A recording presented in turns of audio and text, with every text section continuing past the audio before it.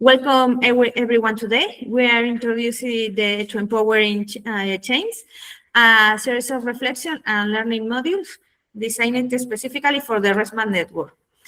Our goal is to embrace resilience and drive meaningful change in our territories. To understand our framework, we must look at UNESCO, the United Nations Educational and Scientific and Cultural Organization. Their mission is to promote global peace through international cooperation in education, science, and culture. Specifically, they aim to help countries to achieve the Sustainable Development Goals, also known as CDH. Also, it manages the Man and Biosphere program, manages sites of ecological and cultural importance. UNESCO plays an important role about the MAP program, and also we need to focus on what is a biosphere reserve. And they are more than just park; they are living laboratories and places of learning for sustainable development. The Man and Biosphere approach represents a shift from traditional conservation, human role. Instead of seeing humans as untouchable or excluded from nature, we take a holistic view where human well-being and ecology go hand in hand together. Also, resource management. We move from protecting static, isolated resources to an interconnected modeling for sustainable use. And the main purpose of the Biosphere Reserve, while in the past we focus on preserving, now we focus on innovating the future of sustainable development. We are part of a massive global community. In 2025 and 2026 periods, the World Network of Biosphere Reserve includes 784 sites across 142 countries. It's more or less 5% of the Earth's surface. What is RESMAP? RESMAP is an international project funded by the European Union throughout the Prima Foundation. Our mission is to promote adaptation and mitigation solutions based on WFE Nexus, which stands for water, energy, food, and ecosystem, and to bind the landscape resilience against climate change in Mediterranean areas. The project involves diverse partners across the Mediterranean, from Spain and France to Jordan, Slovenia, Italy, Lebanon, and Morocco. This specific training module is designed to strengthen our technical and conceptual capacities. By following the WFE Nexus approach, we assure an integrated and sustainable understanding of our vital resources. What are the main objectives of RESMAP? There are a lot of general specific objectives and one general objective. And the project involves diverse partners across this Mediterranean, and the promotion of this integrated WFE Nexus scheme for contributing to accelerate the transformation of Mediterranean Biosphere Reserve toward the more resilient and climate change adaptive landscape is our main objective. And just to finish, this training module forms part of the training program developed within the context of the RESMAP project in line with the principle of the WFE Nexus. Its content has been designed to strengthen technical and conceptual capacity, promoting an integrated and sustainable understanding of resources, in line with the project's strategic objectives of the WFE Nexus. With these objectives in mind, let's begin our journey toward empowering change for today. Thank you so much.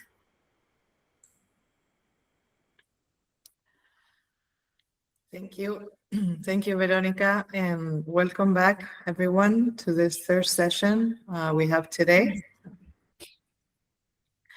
So today... Bienvenidos de nuevo a esta primera sesión que tenemos hoy. Así que hoy... So today we are going to be talking about viability analysis. It's quite an intense session, I would say. There are a lot of concepts that might be a bit tricky to understand. We hope to make it clear for you. And as always, you're welcome to write any doubts you might have on the chat or open your mics as long as we go through it, all the theory. And yeah, these are the objectives and agenda that we have for today. So we have three main objectives: is for you to be able to understand the key concepts around the viability analysis. We will show you some of the tools that you can use in order to conduct viability analysis, and then we will test a real world example. That would be the second part of the session, which we do the activity like we did the last sessions. So yeah, we have divided the agenda in two big blocks. The first block is first the key concepts, and then we will explain to you key feasibility analysis through different tools. One is the profit and loss account, and then the balance sheet and the cash flow. Then we will take a little break, as we usually do, around the middle of the session. And then the second part of the session, we will be doing the activity, which will be to develop a feasibility analysis with you online. We will use an online screen like we did last week and we'll share it with you, and that we will share with you at the after the session. So I will now hand on the speaking to my colleague Paul, who will do the first part of the explanation. Thank you, Paul. Hello, everyone. Good to see you all again. Hope you are engaged in the course, in the discussions we've had so far.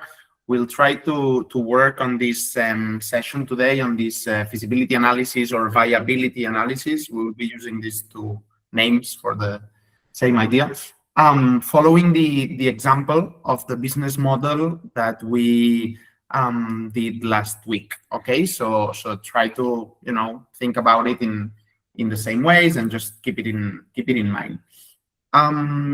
For starters, we will go into basically the fundamental concepts of the feasibility analysis, no? But before we go into the spreadsheets or the financial statements, we need to align a little bit in the terminology that we're doing. So we'll start from the basics. No? Okay, what is economic feasibility or economic viability? Basically, it is the condition that evaluates the convenience of the project. Okay, we do this by looking at the relationship between the resources we use, the resources we generate, and what we have available. And we look at it as a simple equation, no? Returns generated minus resources used, no? Those required to develop the activity in the first place. So feasibility is the study of whether the gap between what you spend to start and what you earn is bridgeable and eventually profitable. Okay, so in essence, we're looking into whether a project is actually convenient or worth the effort. We are not thinking on at this point, we are not thinking at how much money we can make out of this project, but on whether it works as it is defined in our business model. Okay.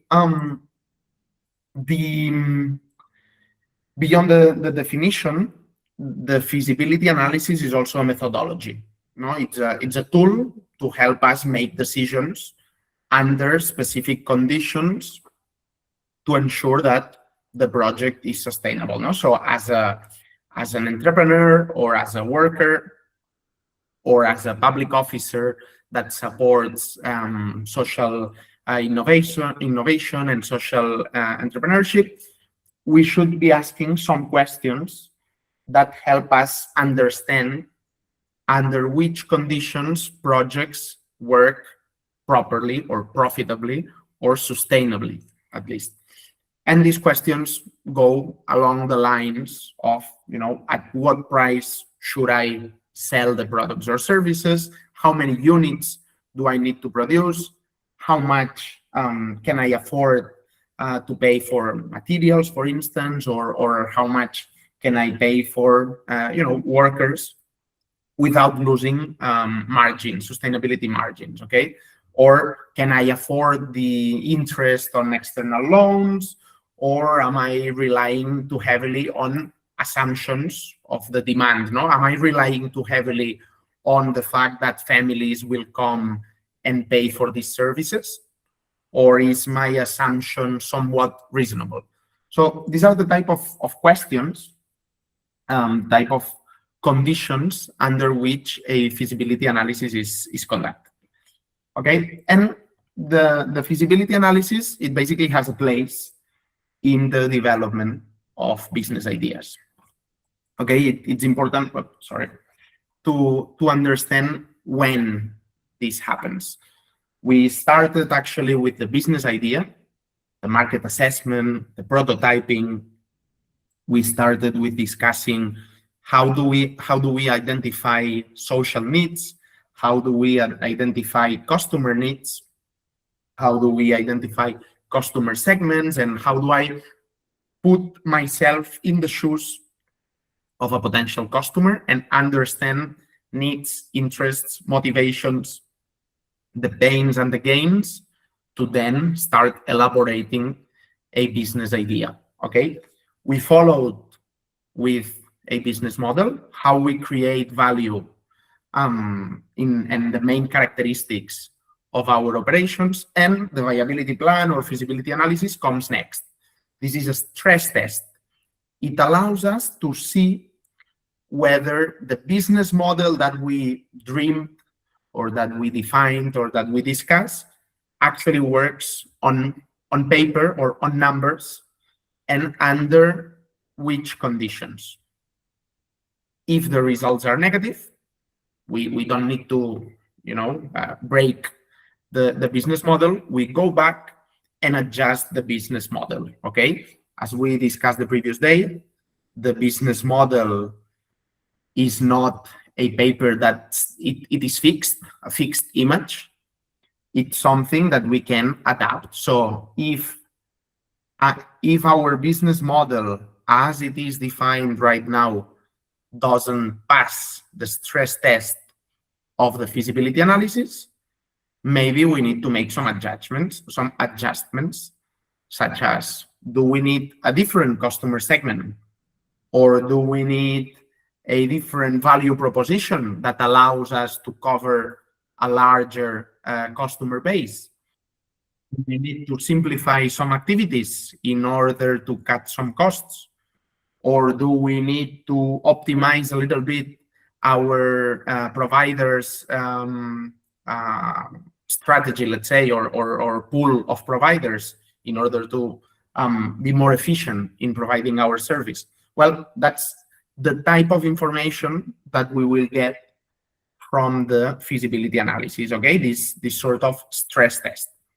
Once our model passes the test, we move forward with the detailed marketing and financing plans that we will discuss in the next session. Okay, so that's a little bit the picture on why we are doing this session at this moment. Okay, and to perform the analysis, the feasibility analysis, we use three primary tools. Think of these as different signs of your business. Okay, what kind of information we're looking at each of them? In the income statement or profit and loss accounts, we see the result of ordinary operations, okay, revenue and expenses, and it shows if the business model as an idea is potentially self-sustaining over time. So we get a clear image of cost structure. We see a little bit the evolution of revenues and profits and losses, and we can see where can we improve some elements of the business model, and we evaluate the self-sustainability of the project. That's one tool. The second tool is the balance sheet. Okay, this is a snapshot. This is a picture that shows the economic muscle of the project, what we own in assets versus what we owe, no, in liabilities. And we can see, you know, the capital that has been invested, the origin, and the proportion in the property of the project. Okay, and finally we have the cash flow statement. Okay, and this is about, and we'll discuss this later in detail, but this is about reality and timing, because it tracks the, let's say, actual movement of cash, of money. We might be profitable on paper in terms of the income statement, but we might go bankrupt because we don't have cash today to pay a debt due tomorrow. Okay, so to get these three tools give us a complete picture of the company's health. Okay, so it will help us understand financing needs. Do we need capital because we need to be able to invest without additional debt, or do we have a sustainability problem and we need to increase our revenues, or do we have a cash flow issue and we just need liquidity in the short term to pay, you know, debts due soon, but the project itself is sort of sustainable. So these are the type of informations that we can collect from different tools. We will try today to focus a little bit more closely, let's say, into the income statement, into the profit and loss, because it's basically the easiest way to start discussing feasibility analysis of your projects. Does it sound about right for now? Does anyone have any specific question at this moment? Do we understand why we're here? I'm assuming everyone is okay and up to date, but again, as Blanca said, feel free to interrupt, to ask questions, whatever. Cool. Then let's try to dig a little bit into the type of concepts and words and terminology that we will see during the session. The first thing that we want to make clear is breaking down the type of costs, basically. Understanding the difference between fixed cost and variable costs, it's key to start discussing the break-even analysis, to start discussing the actual potential for sustainability of your project. Okay, fixed costs are those that do not change if you sell 1 unit or 1,000 units. They stay the same because you have to pay them regardless of your production levels. And variable costs are those that are directly tied to the volume. If we produce more, these costs go up. If we stop these costs drop to almost zero. Okay, so they have a dependency on manufacturing volumes. A change in production implies a change in this type of costs. This is sort of intuitive, but we could think of different examples. Now, what would be fixed costs? Well, would be all the administration costs, all the financing costs. I have to pay the debt to the bank whether I sell an Apple or I don't. It could be general expenses like energy, light for the office. I will have to pay that regardless of I work, if I sell or not. Indirect workforce, if we have someone hired full-time for administration purposes or whatever, I will have to pay that salary regardless of we producing something or not. And others, no, we could think a million of examples of fixed costs. And variable costs. Okay, what would be variable costs? Those that change based on the level of production that I am expecting or that I am willing to produce. No, for instance, raw materials. All these things in the example that we prepared the previous days.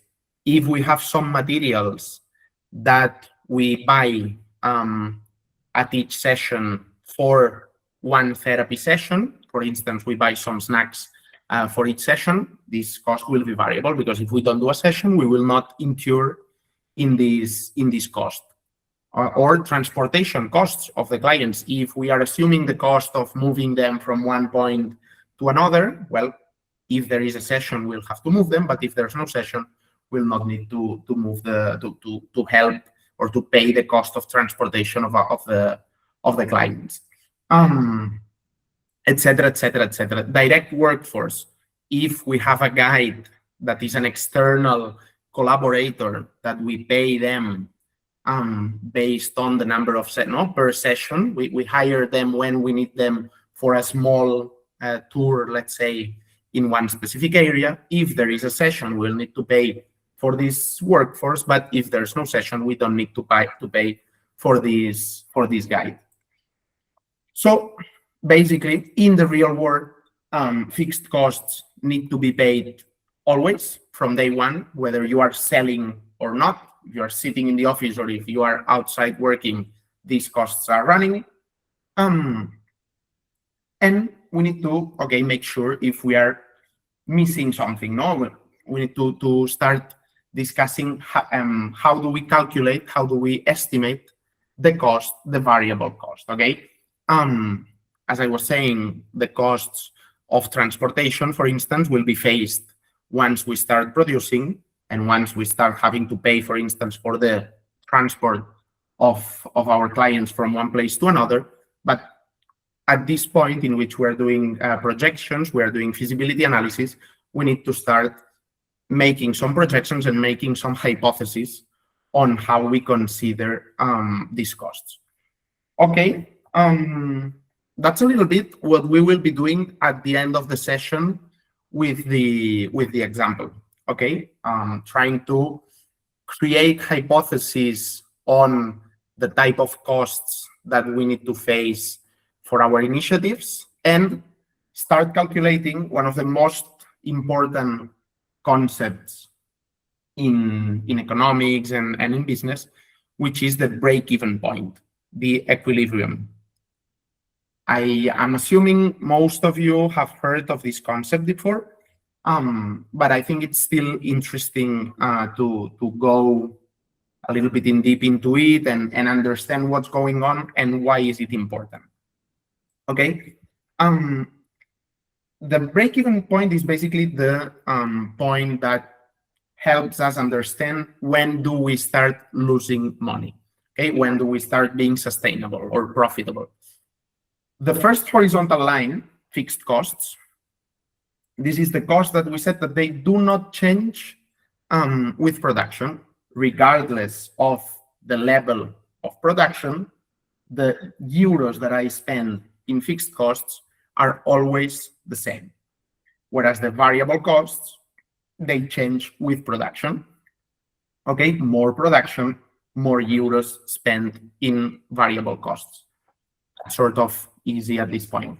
And the total cost is the addition of these two concepts. No, fixed cost plus variable cost make the line of total cost. And revenue, of course, it also increases with production. More production, we have more revenue. We are earning more money. The equilibrium, the break-even point, is the point in which the blue line starts being higher than the green line. Okay, so revenue are larger than total costs. I wanted to show you something which we'll share with you as well at the end of the session, which is this Excel file.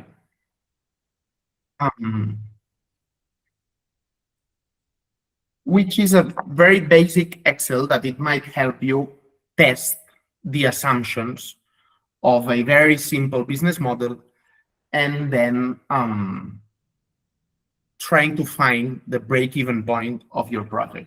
Okay, basically in this very, very, very simple Excel file, you have a potential list of fixed costs, okay, 4,000 euros in contracts, whatever that is, okay, 200 euros in rents, and 100 euros in transports as a fixed cost, or we can call it other fixed costs. Okay, so we have a total of 4,300 euros in fixed costs. Yep.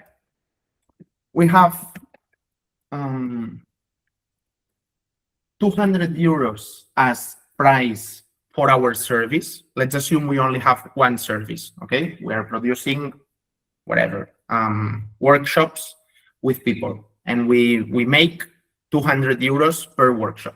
That's the variable revenue. One workshop, 200 euros, two workshops, 400 euros, okay? And we have a list of variable costs, okay? What we need to produce this workshop per workshop. And let's say we need 50 euros in materials that we use for the workshop and 80 euros in transport, because we move this person from one place to another and it costs us a lot of money, whatever, okay? This is the main is all the information we need to calculate the break-even point of our project. Why? Because the break-even point will be calculated only based on this information. What does it mean? It means that, sorry, because, yeah, it's not here. It basically means that the break-even point is calculated as the fixed costs divided by the contribution margin. What's the contribution margin? The contribution margin is the variable revenue, so the price, minus the variable costs, so this thing here. So in this case, 200 minus 80 minus 50 gives us 70. If we calculate this formula, fixed costs divided by the contribution margin, we obtain 61, which is the number of units, the number of workshops we need to do to start being profitable. And that simple equation is very helpful to understand the viability, the feasibility of our project. An example, no? If we decide to produce 0 workshops, we will assume 0 variable costs, we will get 0 revenue, but we will still assume 4,300 euros in costs. Where will be the line of revenue, the line of costs up here in 4,300, and the line of revenue will be here at 0. If we decide to produce 30 units, 30 workshops, well, the line of costs will be a little bit higher because we will face the variable cost, and the line of revenue will be also a little bit higher because we will start making some money from the price, okay? And it is not until the break-even, 61, that our lines cross and we start making money. Okay, so that's the very simple structure to calculate the break-even point of your project. And what is interesting about having an Excel like this, and we'll share it like you, is that you can start testing some of the assumptions in this model. For instance, well, no, but I think I want to make it cheaper because I want to be able to offer the service to people from lower socioeconomic backgrounds. Okay, well, if we make it 180, so we make it 20 euros cheaper, the contribution margin is smaller. Our margins are smaller because the difference between 180 and variable costs are lower. So we need to sell a little bit more in order to be profitable. Yeah. Or if we have higher fixed costs, well, then we need to sell even more because we need to face a higher portion of fixed costs. Yeah. Does it make sense as a structure of a very simple test of our business model? Yeah. Cool. So that's one important concept that we will be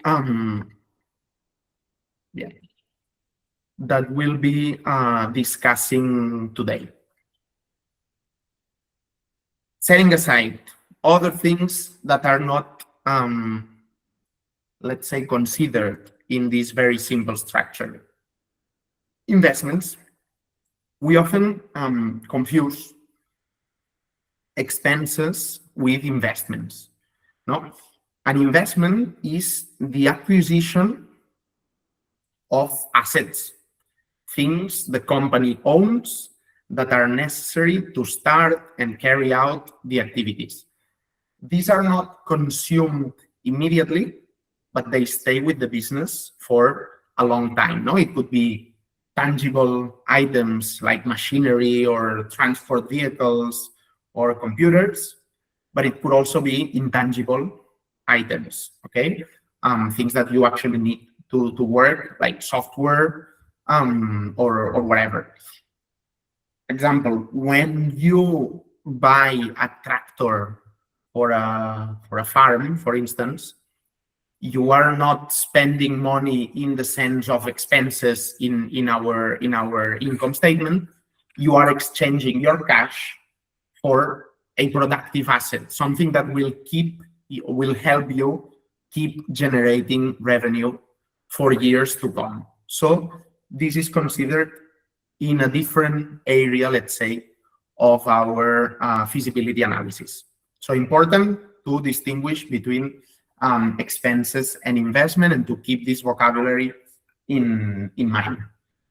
Amortization or depreciation.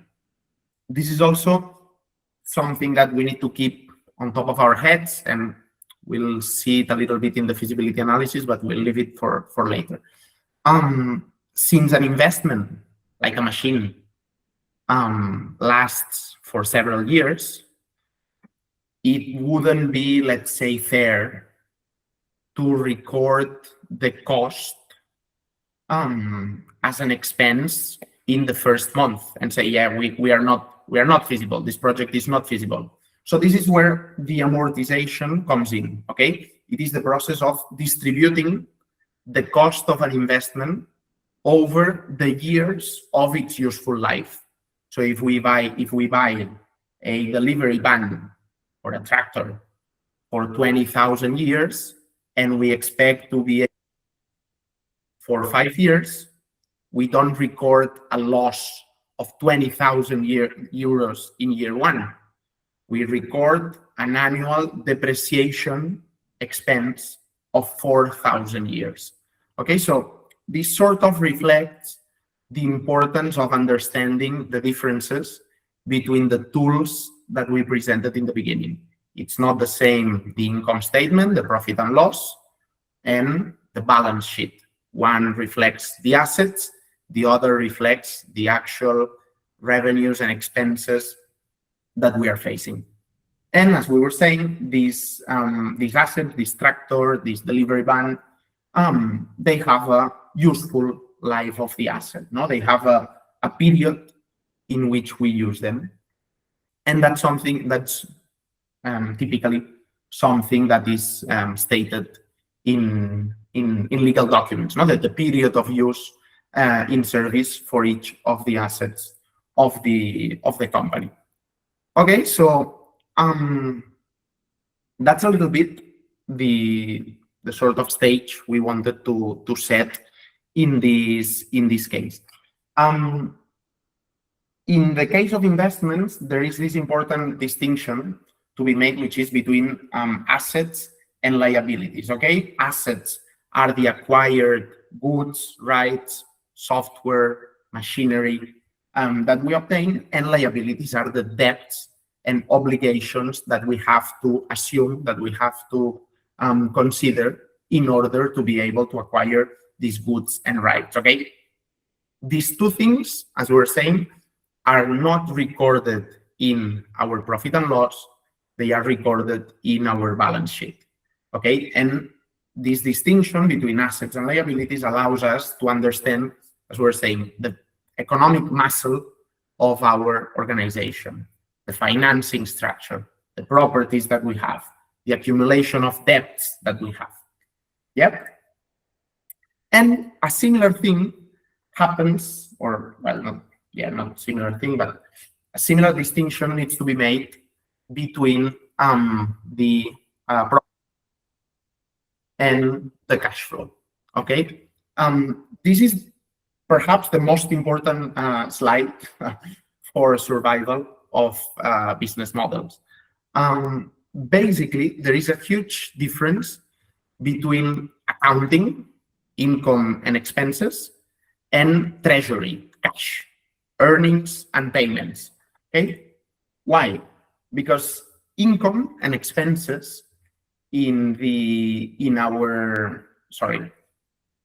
income is recorded in our profit and loss account, something that we expect to happen, but earnings are only recorded in our cash flow when they indeed happen. Okay, and same applies to expenses and payments.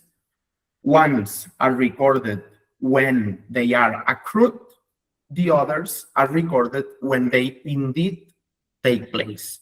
Why is it important? Well, because as we said in the beginning, our project could be feasible, could make sense on paper, because we expect a certain amount of clients that make our project feasible and a certain amount of costs that we can cover. Yes, that could happen. But the typical problem of, let's say, self-employed people, or most of businesses, is that the earnings will happen at the end of the year, but payments to providers need to happen today. So if we only look at income and expenses, the project is feasible. But if we look at earnings and payments, we have a gap in the, let's say, 6 first months of the year, because we have no earnings until end of year. Okay, so timing is key to actually understand and be able to properly evaluate feasibility of our project.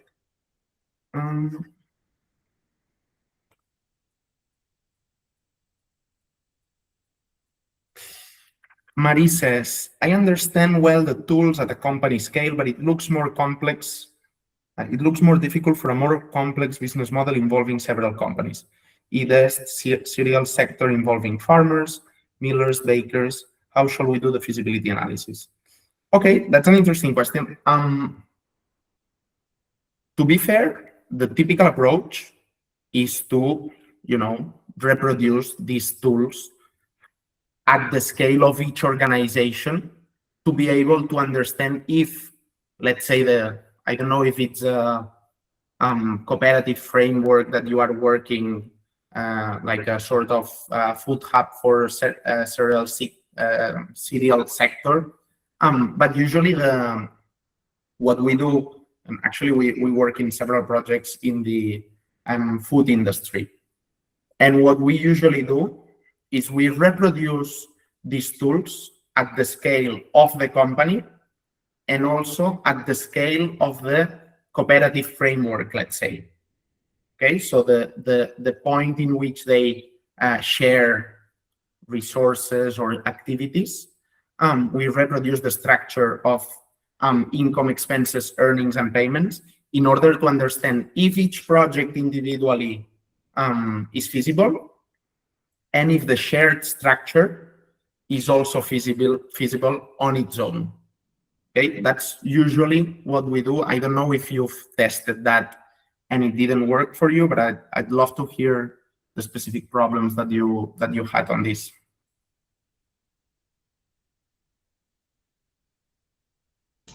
Yes, maybe I can talk. It will be faster than writing. But so another difficulty I have is to get the data, because there are private companies and I'm not very comfortable in the idea to ask them, okay, give me all your financial data and I will work with you. When we asked it, farmers, they didn't want to do this work. So I don't know. Well, it's another problem, but theoretically, I understand well Mhm. exercise, but in the real life, it's not so easy to. Mhm. Yeah, Because I I'm not a company, I'm working on the global project, so it's difficult to ask them, okay, tell me, give me all your data. mm. And may I ask, so basically you want to do the feasibility analysis for a group of companies that are not so interested in this sort of analysis, or it's just to test the feasibility of this shared structure that you want to offer them? Yes, we have to work on the price because now the miller is buying the cereals at a very high price, much more higher than the market price.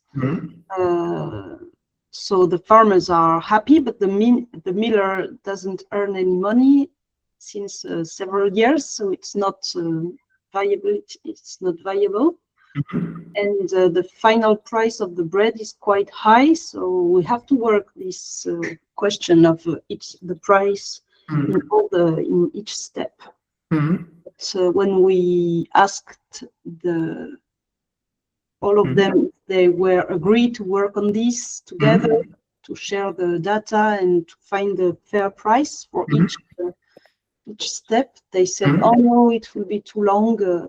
Okay, let's change the price, but like this without doing any analysis." Yeah. Okay. Now I see. That's actually very interesting. And we in Tandem Social we let's say supported and consulted a similar project. Basically, there is a group of farmers in the Pyrenees that had a certain level of production, but there was some margins to improve, or some chance to improve a little bit the margins of the farmers. But any option to optimize these margins could only happen in collaboration, okay? And they thought it would be a good idea to create some sort of food hub that centralizes some operations like commercial activities, distribution tasks, and logistics, okay?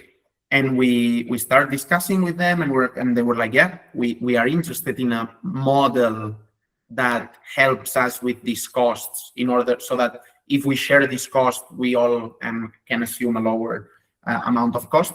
But then we got stuck in this thing, that they didn't want to share some specific data. So what we did was to work on it from the other side.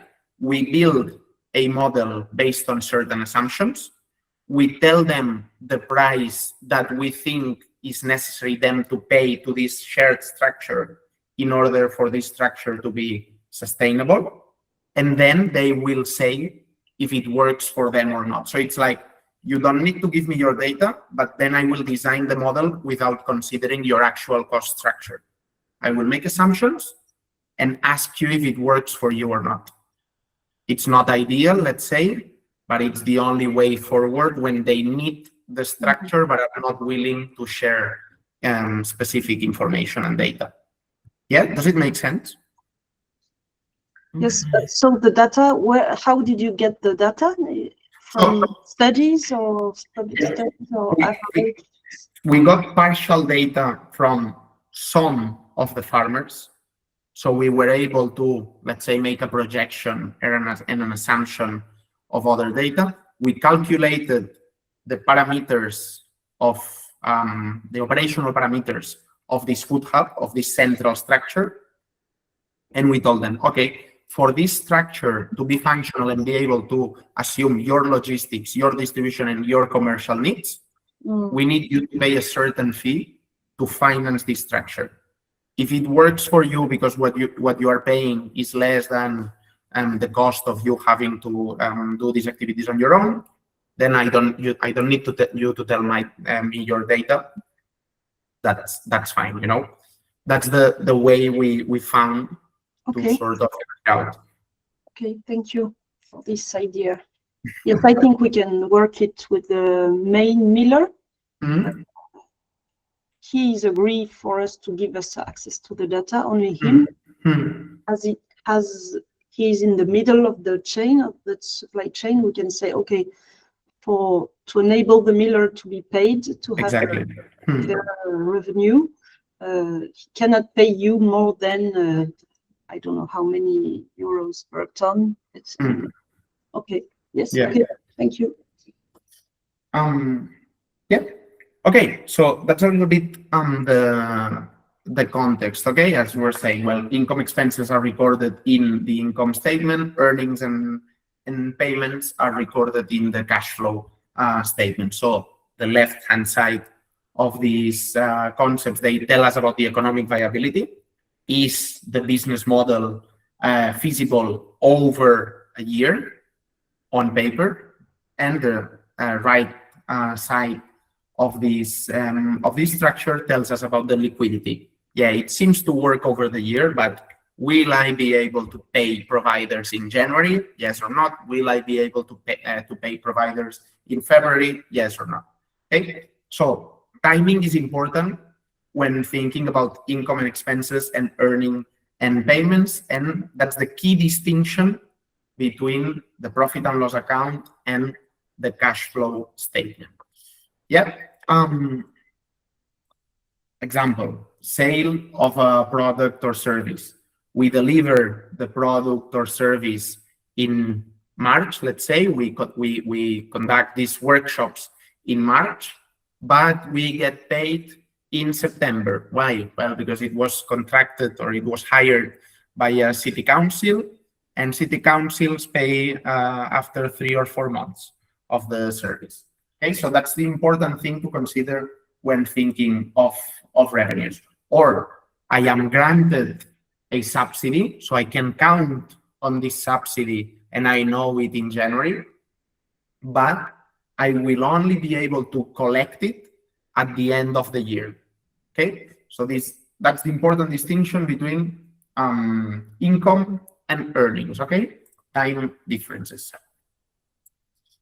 So a little bit to start closing these first slides on key concepts. We've discussed feasibility, which is our ability to be profitable in the long run. But there is also financing. This is how we get the resources to start. And we've discussed liquidity, which is our ability to pay the bills every day. Okay, these three elements are what constitutes the economic and financial plan, and we need all of them to work properly. Okay, if one of them is missing, the project is at risk. You might have a great idea with plenty of funding, but if you manage your liquidity poorly, you won't survive the first year. And you can have like good financing, but if the feasibility doesn't make sense at all, it won't work out. Okay, so with that said, handing the floor over to Blanca to start going in deep a little bit into some of these tools that we discussed. Again, feel free to ask questions and share specific examples, just like Marie did right now, so we are able to enrich a little bit the discussion. Thank you, Paul. And yeah, I also want to thank Marie for bringing that up, because I think it does indeed enrich this session. If anybody else wants to share a doubt they have about a specific business they might know of, please feel free to open your mic or to write on the chat. Okay, so as Paul was saying, we're going to enter into a little bit more detail about how to use one of the tools that we use to do feasibility studies, which is the profit and loss account. Yeah. So this is the main structure of an income statement. The income statement is the profit and loss. Yeah.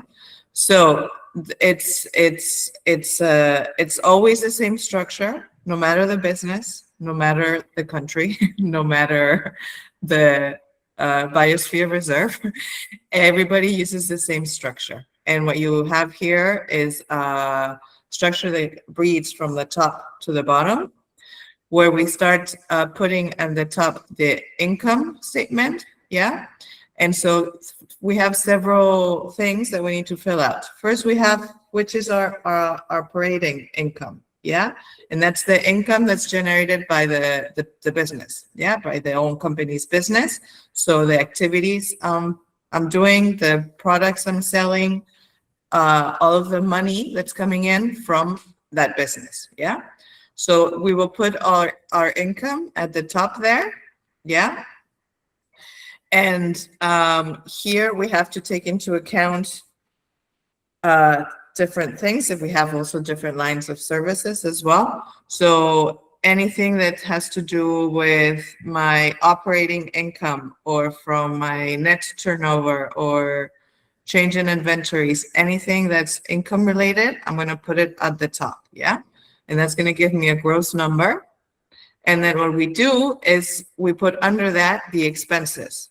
And the operating expenses are those that are generated by the own activities, yeah? So we need to identify, as Paul was explaining before, what are the fixed costs.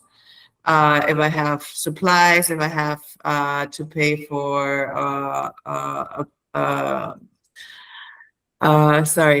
people that I'm hiring, or if I have an office that I need to pay I can't think of the word right now, sorry. If I have an office, if I have anything that's related to my expenses, I need to put them there. And I also need to take into account the amortization of fixed assets. If I have any assets, yeah, that I own, then I have to also put in this column here the amortization, yearly amortization of that asset, and any other operating expenses that we might have. So then when we do the deduction of all the operation income minus all the operation expenses, what we get there is what is the operating profit. Yeah, so that's the result that I have from the business activity. Yeah.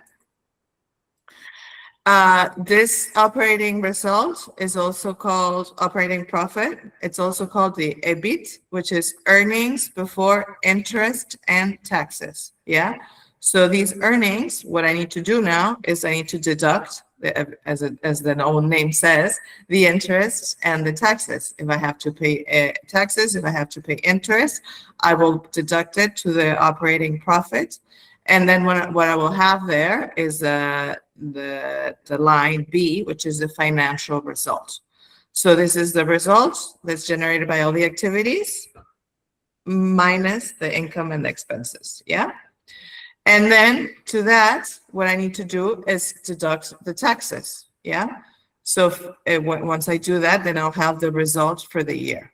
Yeah. The final result of the year once I've deducted all the taxes. So don't worry, because we will see it later with an example. Yeah. But this is, I wanted to show you first the structure. Yeah. So operational profit and loss. Here we have the cost, the sales revenue, the cost of sales, the product or service expenses, and the personal expanded the direct labor. And what we have here is the gross margin. So to the sales revenue, if we deduct these costs of sales and any other costs that I have as people working for me, I'll have the gross margin, which is going to reflect my company's margin, yeah? Considering only the direct expenses, okay? I'm only talking about direct expenses now. And to this gross margin, what I need to do then is I need to deduct any structure expenses that I might have and the personal expenses. So first I had put only the operating expenses, but now I'm adding also on any other expenses that I have. And here we will have the operating result. Yeah. As I was saying, we also need to take into account the amortizations. Yeah, very important. And any other interest and taxes. And that's going to give us the final result of the year. Okay. So what we need to take, when Paul was mentioning before about different hypotheses and scenarios that need to take into account, what we do when we do an operational profit and losses is we do the projection for the current year, but we can also venture into what's going to happen the following years. Yeah, and what's going to happen in year 1, year 2, year 3, and this is going to already give me the analysis of different scenarios that can come depending on how much I sell, how much I don't sell, how much I produce, etc. And so for this exercise, you need to take into account how many business lines you have. We only have one business line, okay? But if you have more than one business line, you need to take into account all the business lines, and therefore the statement can become a wider, I would say, where you need to take into account more things, but it's important that you take into account all of them. And also you need to take into account, you might have different projects or different areas of activities. Yeah. Yes, Paul. Sorry. No, I was thinking that links very well with what Marie was asking before about the idea of having it by different projects under one specific activities, or even by funding source. Like when we have a subsidy, the typical thing is that they will ask us for a feasibility analysis of the project that we are asking a subsidy for. Mm-hmm. Yes, thank you. True. Yeah. Okay, so this is how the income statement works, basically. And some key ideas that you need to bear in mind that we wanted to pinpoint for you is the hypotheses that you might make, they need to be reasonable, yeah? Don't go crazy on any hypothesis. But if you're doubtful and you don't know how to approach the hypothesis, always be conservative. That's meaning that we always want to put ourselves in the worst possible scenario, yeah? Because if the worst possible scenario turns out feasible, then obviously a better scenario will be even more feasible. So we always recommend to be conservative with the hypothesis you make, yeah? To try to reduce uncertainty as much as you can. Sometimes it's impossible. For example, you cannot predict weather conditions, and therefore, when you have less production of cereals, then there's some things that you can't be certain about. But as much as you can to try to reduce this uncertainty about different things that might happen when thinking about your hypotheses, yeah? And also to correlate the revenue and the expenses. Make sure that the revenue and the expenses have a correlation between them, yeah? I'm going to have this revenue, but that's also going to mean this specific expense. And to create different scenarios, yeah? We always recommend at least 2 or 3 scenarios that you have to work with that can give you different views of what can happen in your business in the future, yeah? Okay, is this sort of clear? Yeah? Okay, sorry. You both. No, I was thinking also that in line with reducing uncertainty, if you remember in the first session when we were discussing customer segments, we talked about putting ourselves in the shoes of our customers and understand their pains and their potential willingness to consume. So this is where you start working on techniques to reduce uncertainty. Are city councils indeed interested in paying for this type of service, and how many of them? So this is where we start building the hypothesis of our feasibility plan, no? How many potential contracts will I be able to sign over the first years? So yeah, sorry. Yeah. Think of the links of the different tools No, that's we great. discussed during the session. Yes. Okay, so let's imagine some scenarios. Yeah. We have happy face, unhappy face, and one in the middle there. Yeah, green, yellow, or red. So key questions that we should ask ourselves. And we have divided here into blocks by service line or by the chances of sales. Yeah. This is going to give us different ideas or different things that we need to think about. So by service line, a key question would be, what is the minimum income that I have to maintain? The minimum income to maintain the structure to survive, yeah? Or to survive the business, yeah? So we have here 3 different phases, yeah? The unhappy phase, red one, is what is the minimum I must maintain to survive and keep generating impact? That's meaning number of people or activities that I'm taking, but it's not the ideal case. Or which projects am I interested in saving in the second instance? Yeah. Sorry if the yellow is not very clear there. Criteria, economic viability, level of social impact, number of payrolls it allows me to pay. Here I would be able to maintain, but it wouldn't be the best.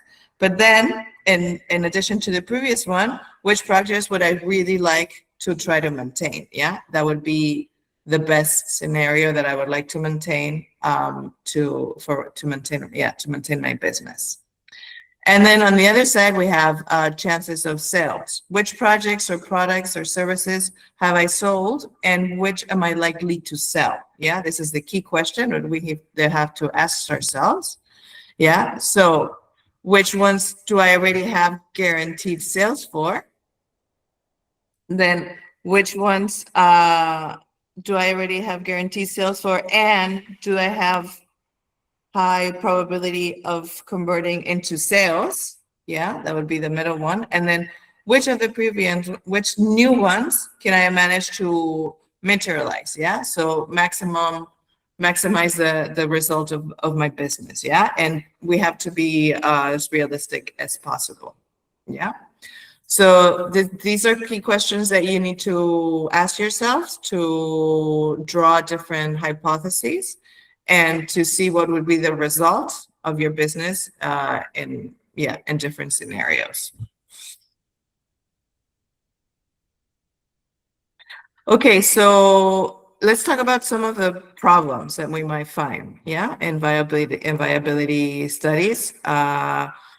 We obviously are going to find problems, but if there's a problem, there should be a solution. So that's the good news. So what type of problems might we have, and what would we do to tackle them? Okay. So in a specific, also we need to think, is the problem in a specific business line project? Is it allocated to a specific line of my project, or is it general to my entire organization? Do I have a negative gross margin? That was a margin after when you deducted the incomes minus the cost, yeah? Or do I have a negative EBITDA, or do I have a negative EBT? Sorry, that's the revenue before taxes. So if depending on these type of problems, yeah, there's specific actions that you can take. Yeah, for example, we can try to boost our sales. Yeah, and if we boost our sales and projects, it's a way to quickly generate money. Yeah. Then we can innovate income sources. For example, we can like change the type of clients or funders that we might have, and see how the income would be different to what I already have in my business. We can boost sales projects of existing clients or funders. We have already some clients that are buying me this, but can I boost those sales to other funders, yeah. And we can also increase sale prices, yeah. That would be like also a solution that we could like implement. And on the other hand, what we could also do is try to reduce our expenses. If we do, for example, cost reduction of non-personal, because obviously we would like to try to keep the salaries of the people working for us. So we can see if we can do a contingency procurement plan to obtain my products that I need to produce my product, no cheaper or less quality. That would also be something we could do. Or to see what of my structural costs I can do also a contingency for. For example, here we put a little example of COVID-19 when everything was in lockdown and all the structures were locked down, and therefore all the costs of production were reduced. Yeah. Then we can do the low cost production efficient, so to be more efficient, yeah, and therefore we're also reducing our expenses. And in the least likely scenario, we would also have to do personnel reduction, yeah. So we would need to let people go, or we would need to let if we have a big office that we're not using, maybe we would have to get a smaller office. Different types of reductions that we can do, yeah. So the income statement is basically a very important tool that's going to help us detect very easily, yeah, where we have a problem and what type of solution we can put into place. And that's basically why it's an essential tool for feasibility analysis, because very quickly we can see if our incomes are lower than our expenses. Therefore, it's not going to be feasible. So therefore, we need to see how I can generate more income and how I can lower my expenses. Yeah, I hope that was clear. Does anybody have any questions on this? Am I going too fast? No. Okay, cool. Paul, would you like to? Cool. Yeah, we're moving to the next tools now. Basically, Yeah. what we are doing is we are showing you the different tools that you need to analyze the viability of your projects, and then we will try to build a very simple profit and loss with you all. Okay, these type of actions are the same type of hypotheses that we will encourage you to discuss with us. Basically, as Blanca was saying, if we find ourselves in a negative result in the profit and loss, well, do I need to create a new customer segment in the business model? Or do I need to see if I can charge more to the same customer segment? Or do I need a different value proposition in order to widen the scope of potential customers? Or do I need to optimize my activities? Or do I need to change my providers? No, these are all these type of actions link to different fields of our business model. Okay, the business model that we discussed last day are the kind of assumptions that we will ask you to do. And they are also, to some extent, the same type of questions that we were asking you when discussing the break-even point, no? The contribution margin. What's the relationship between price and variable costs? What's the amount of fixed costs that we have, and how does this affect the viability, the feasibility of my project? Yeah.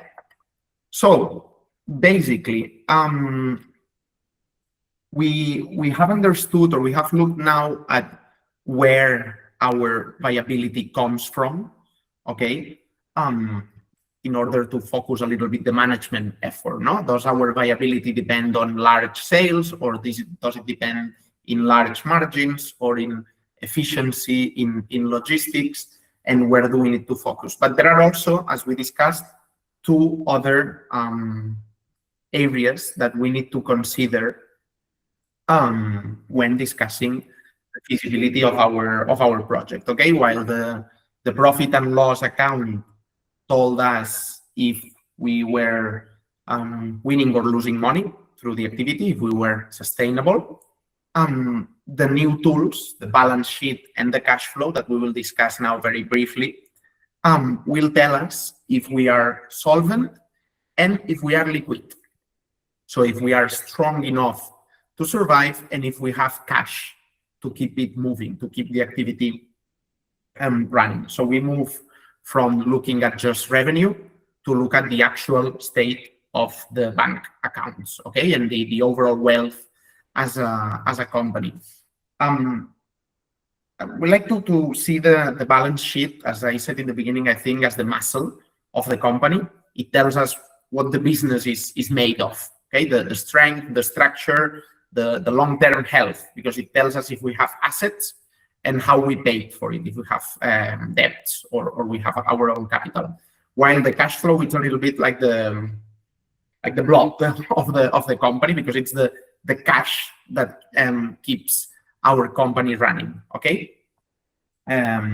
So we will give a brief introduction, because that would, if we made it longer, it would be like a very long financial discussion. But basically, as we were saying, the balance sheet is the photograph of the company's equity at a given moment, okay, usually at the end of the year, and it represents the financial health of the organization, okay? The balance is divided into two balanced sides, which is the assets, what we have, and it includes everything from the cash in the bank account, the money that customers owe us, the machinery, the vehicles, the land, and it also includes the liability. The liability, the debts that we have with banks, the obligations, no? Generally, that's how the balance sheet looks like. Assets, as we said in the beginning, are the resources controlled by the company, resulting from previous events, from which we expect to obtain future economic benefits, no? A tractor is an asset because it helps us harvest crops. The office is an asset because it's where we work.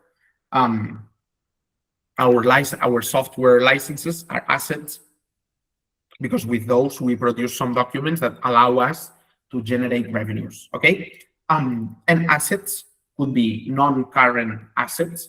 So usually something, what we say is something that is not very liquid, something that I cannot sell tomorrow and make money out of it. And current assets, which are like debts from our customers that will be paid close or directly cash, no? Something that is very liquid.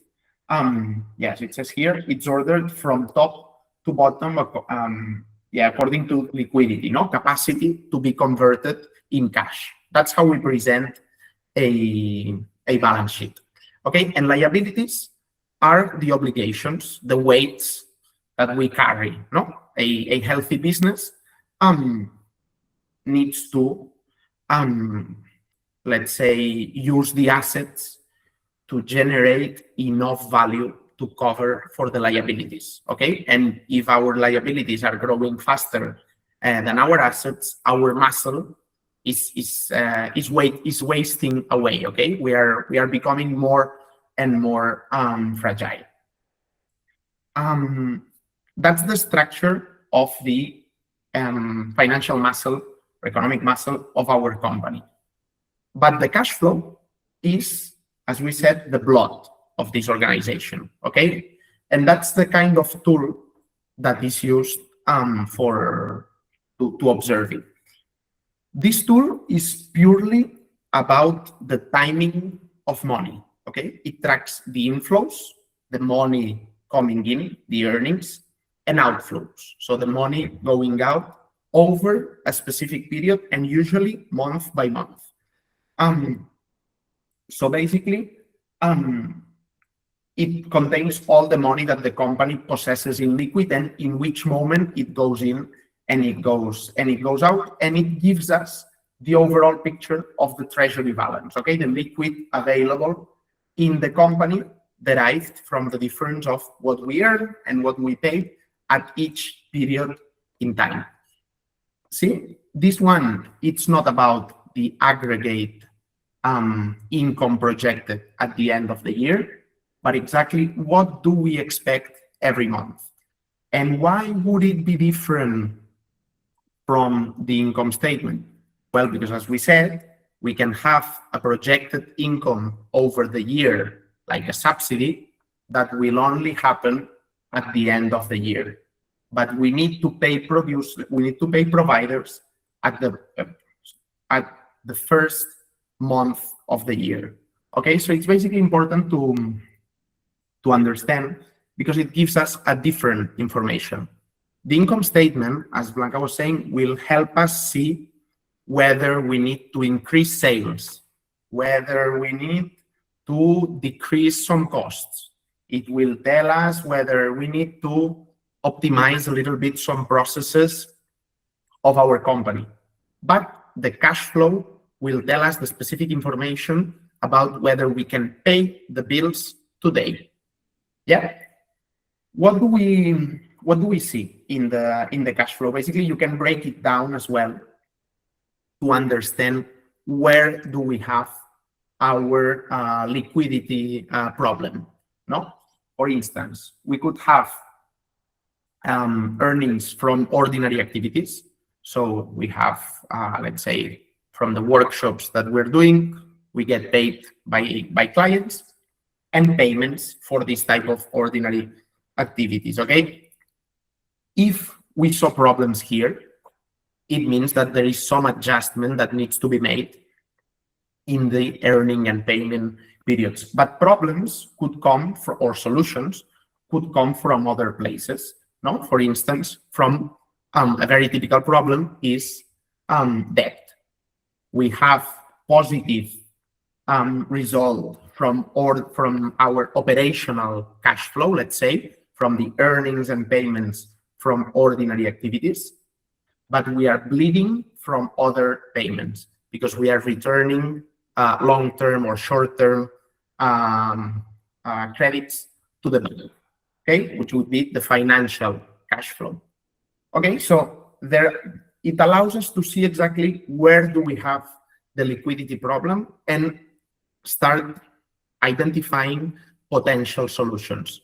If we have positive operational cash flow, but we are bleeding from financial cash flow, maybe we need changes in the sort of agreements that we have with banks. But if we have negative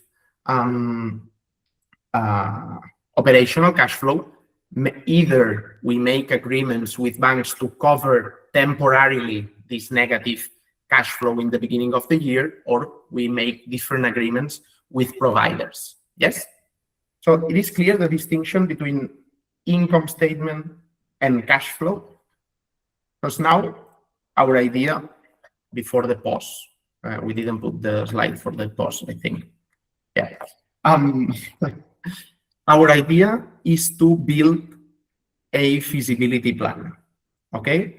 The idea is to discuss the hypothesis of a business model and viability plan, observe how the viability of our project changes if we change some assumptions, and share thoughts about the business model. Okay, we will fill in a template collaboratively, but we would like to take a 10 minutes or 15 minutes pause as every week, and then we come back to the example. Are there doubts, questions, ideas, comments that you would like ¿Hay to dudas? Preguntas, before the pause? ideas.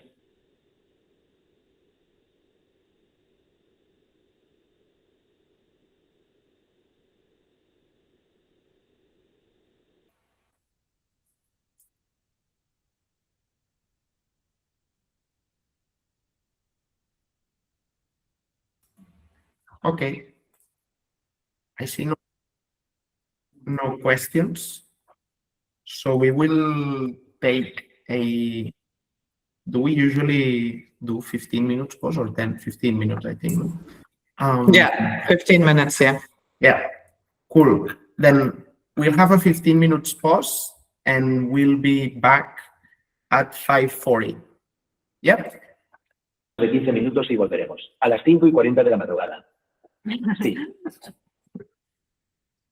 We can As we were saying, we want now to do a little bit of an activity, okay, like every day, which is discussing with you the hypothesis of the business model and the viability plan of the business model we designed the previous week, okay? And start discussing how viability changes if we change some assumptions. If you remember last week, let me share a different screen.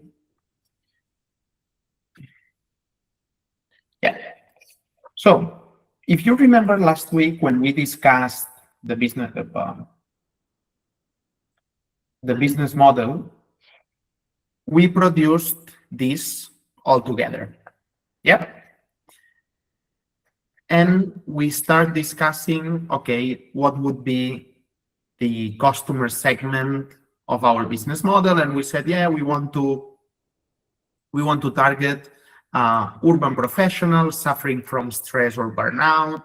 We want to target nature lovers. We want to target local people living in a biosphere reserve. We want to see what people interested in nature healing and mindfulness and senior people specifically seeking relaxation would be interested in. And we want to offer it as a tourist pack for consumers and families who want to enjoy some group experiences. Okay, these are the customer segments we defined last week, and we said we would offer personalized wellness retreats. We would offer mental health group therapies. We said we would offer, activities in direct contact with nature and less formal ways of conducting mental health therapy in activities related to nature walks. I don't know if you can see it here, but these are the post-its we all wrote the previous week, which are nature walks and meditation and yoga sessions. We said forest bathing, forest therapy, creativity sessions, educational activities as well. We said art therapy. We also said we would offer capacity building activities and like other observational and nature-related activities such as cleaning the forest, etc., etc. But the main activity we said would be conducting therapy sessions. Okay, so I hope you more or less remember this business model that we designed, because now we would like to start building with you the revenue and cost structure of this business model.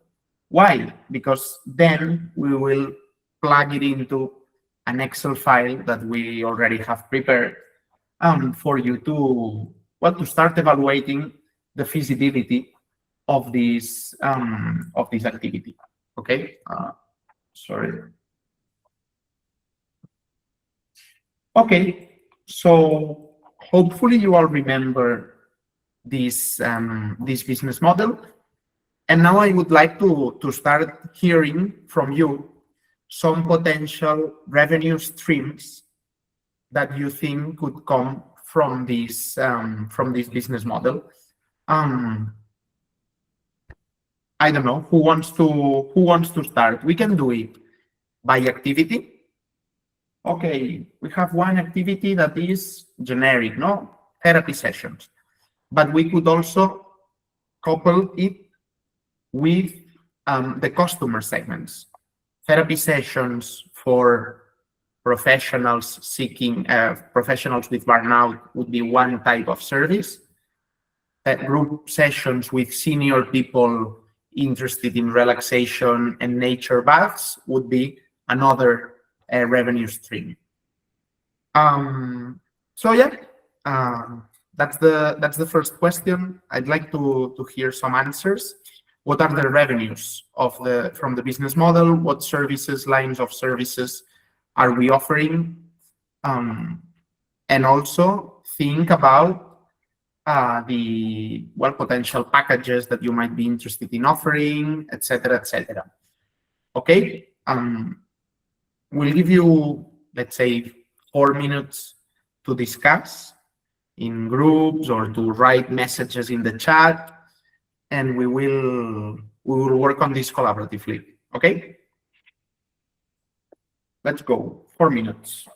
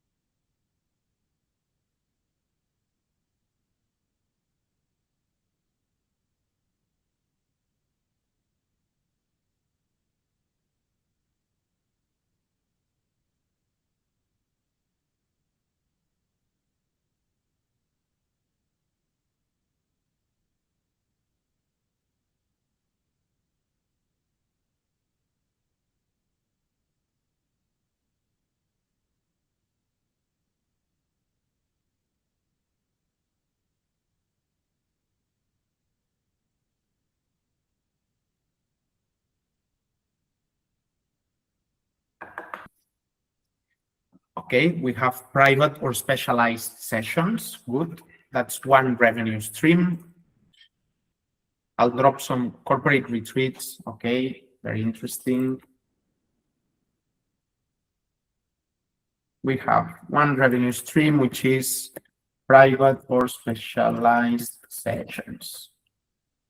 We have another one, which is corporate retreats and weekend packages. Good. We have, I'll say it myself, therapy set. The incomes come from the workshops. We can offer individual workshops or packages with different workshops. Okay, so we have a package thing. Fees from participants, yes, but I would like a little bit more of nuance on the type of activity, because this is, and especially I think it's useful if you think in the customer segment, because then when we need to create the hypothesis for how many can we sell, we need to understand who are we going to chase, or who are we going to talk to. For instance, one example, therapy sessions for senior people seeking relaxation. That's one a little bit more specific revenue stream under the idea of fees from participants. But it helps us think, okay, if I want to be able to commercialize to this specific customer segment, I will need to offer this to associations, for instance, like neighbor associations where senior people are, or I need to offer it maybe even to hospitals, or not hospitals, but like care homes, no? So that they help me create the customer base. Nature walk with gastronomic tasting. Yes, Maria, exactly. That's another revenue stream. I have another one, which is, yes, great forest walks for school pupils. Exactly, that's Anka, thank you very much. That's another example of a specific revenue stream that will help us build hypotheses. Another one, family activities, no? You know, we target families. That's a different target. Okay, where do we need to offer these activities, and how many do we think can we sell? Yeah.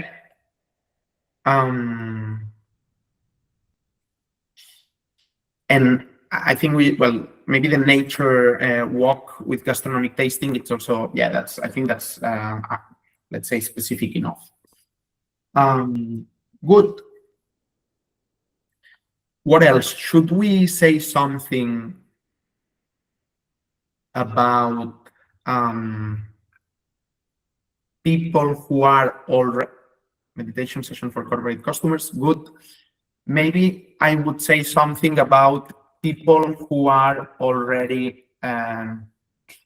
undertaking, we're already in therapy, but want to test a different. Okay, another sort of customer segment and revenue stream. Yeah, good. No one said anything, for instance, about subsidies. But maybe that's something we will need to talk about at a later point. And no one said anything about revenue streams coming from, let's say, professionals who conduct therapy that want to offer a value added to their customers, but maybe that's not an option at this point. Training courses for forest bathing guides, exactly. That's kind of the point that I was saying, that we are not only selling to end consumers. Sometimes we're selling to people who also offer a service and just want to give a value added to the service. Thank you, Rafael. Great. Okay, so we have these 8 business lines. We'll leave it here because that's enough for the Excel file that we will build later. Cost structure, company packages, team building activities. Thank you, Nadia. Yes, great. Cost structure. Okay, so now the reverse side. Let's say, what costs do we expect for these activities? We'll give you 4 minutes as well to discuss in groups for those that are a group of people, and the rest of you, please feel free to write it in the chat or to say it out loud.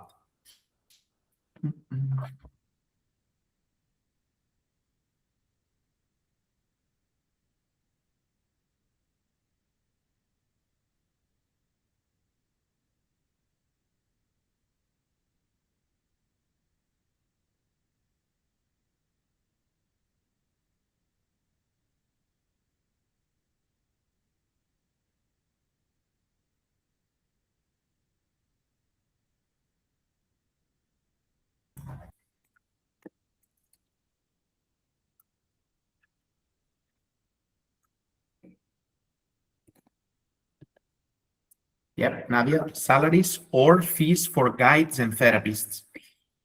That's a very good point, and there's something interesting to discuss in these points, which is that one thing is a fixed cost, the salaries, because if we have people hired all over the year, that's a fixed cost, and the other one is a variable one. It's a variable cost, because the fees for guides or therapists will only be paid if we need to, if we need them, no? We will pay them as we need them. Great. Venue rental, thank you, Tatiana. That's also a variable cost. Veronica says transport. I'm gonna ask Veronica, transport of what or of who? Is this transport of clients inside the reserve? We are talking with our expert in forest bathing guide. He's thinking about transport of himself, not from the people. Because, Transporte de clientes dentro de la reserva con nuestro gasto en bosque. because Forestales, guía de base en Force. Para hacer cumplir la base. ¿Está pensando en el transporte de sí mismo? sorry, we have the translation closed because he needs to move from the one place to another, and it's a long way. So this is also important to consider. Also, Good. So transport of the people working of the workers, basically. Okay, what else do we have here? Equipment and material for each of the workshops, let's say, marketing and comms, which is also a fixed cost of the activity. What else can we think of? Maybe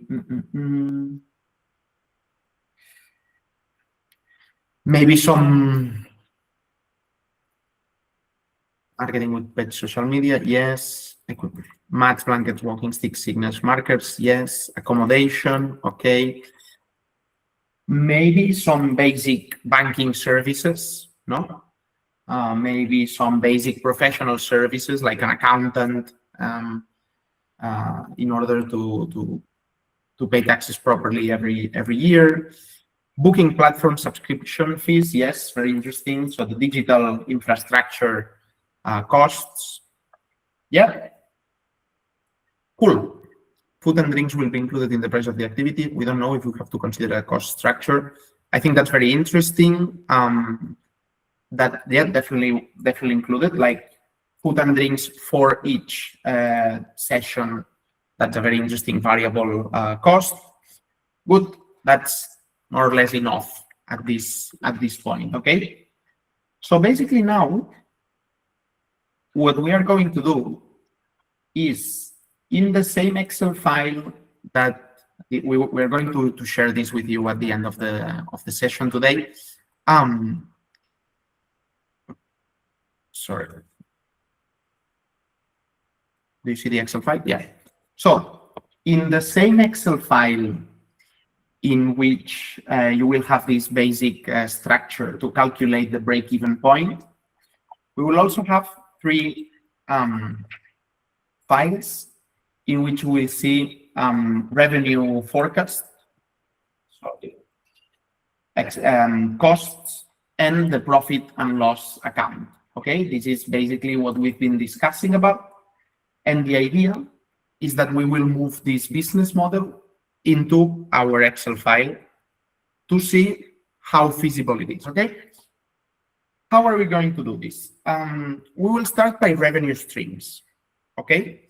So now we're going to try and move these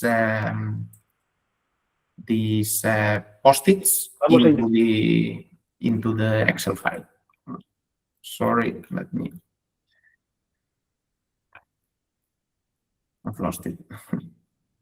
Here. Yeah. So for revenue streams, we've said therapy sessions for senior people, seeking relaxation. That will be Blanca will give me a hand with this. Can we see it bigger? Yes, of course.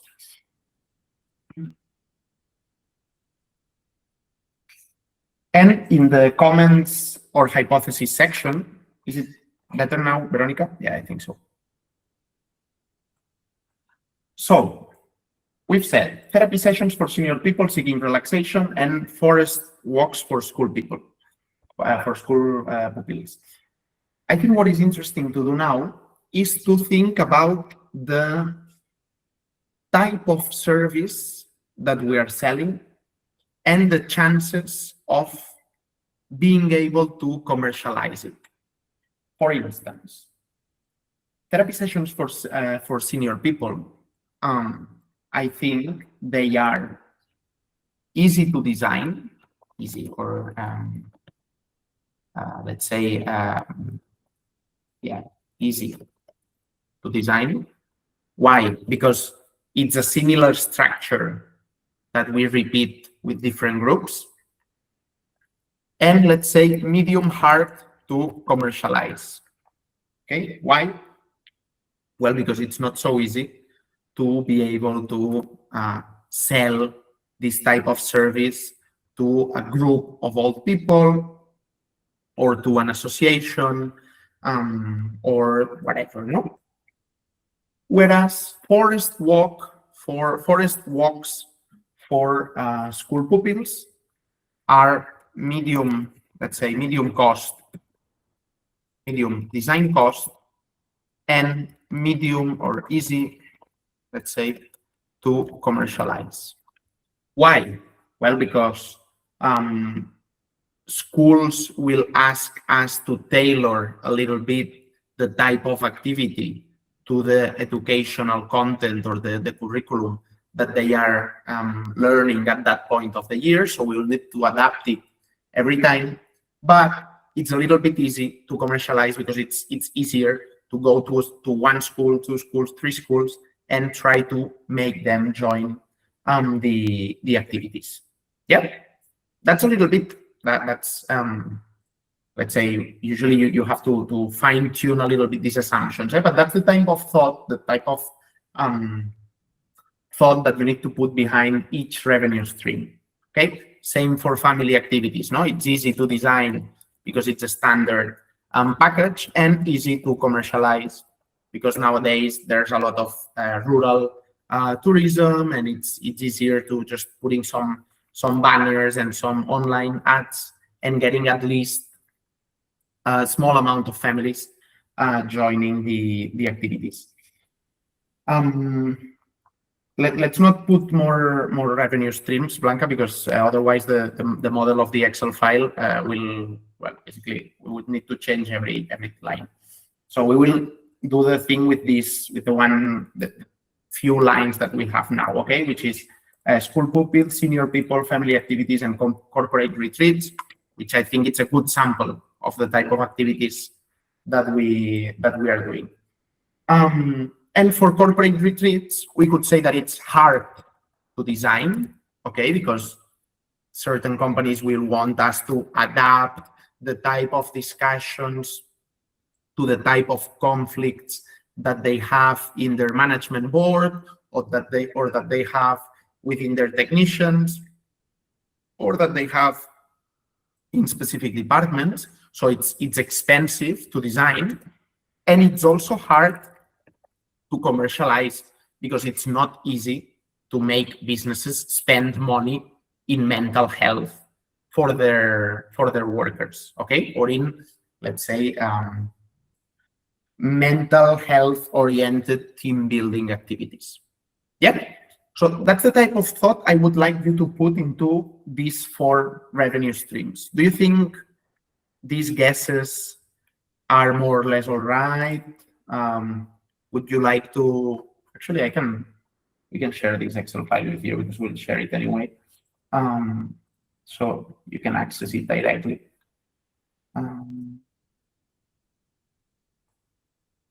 Yeah, there you go.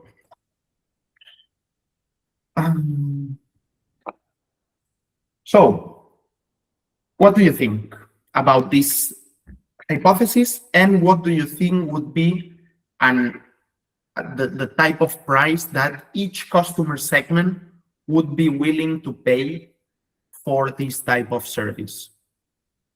Are we thinking about 100 euros or 1,500 euros for companies? What's the willingness to pay that, if we did a proper, let's say, customer segment analysis, these groups would be able to pay? Let's think about it for 4 minutes again, and give me thoughts, ideas about the hypothesis, about the prices.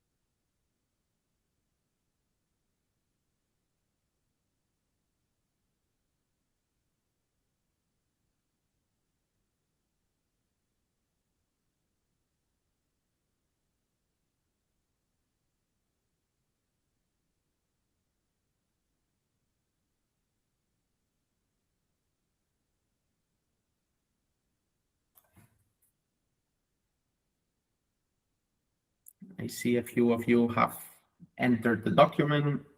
Hopefully you are discussing in groups.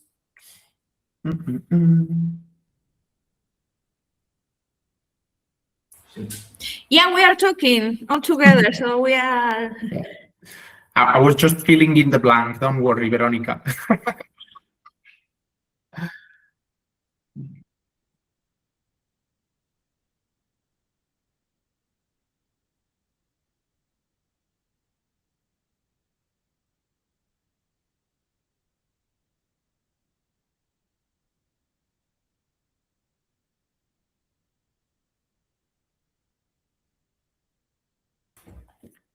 Typical question in order to fit your discussions that we need to ask ourselves. For schools, for instance, do we have contacts with schools in our region that ensure us a certain number of services that will be sold?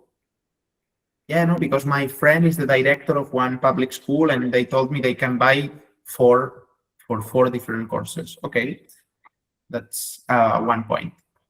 Carmen says, for all people, 135 euros, 10 sessions. Okay, we will, yes, we will put 135 and just assume that the therapy session for senior people is a part of 10. Yeah. I think that's a lot, by the way. So, I mean, but very, very low, to be fair.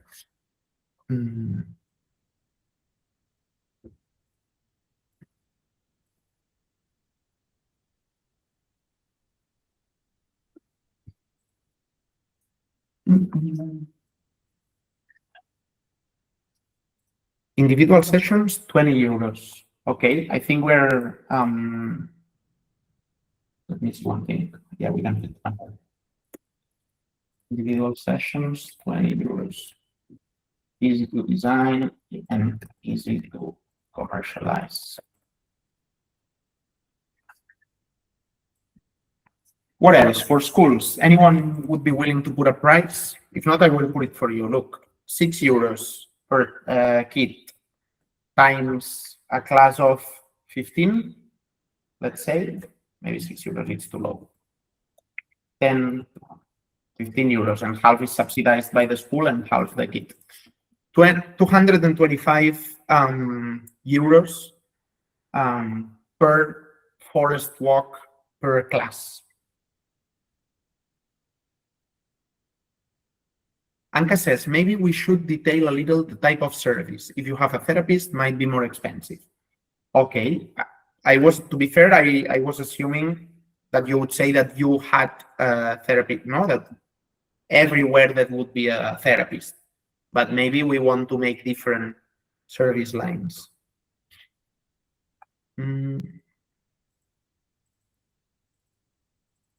Forest bathings, groups to 20 to 30 euros. Okay, let's narrow down the discussion a little bit.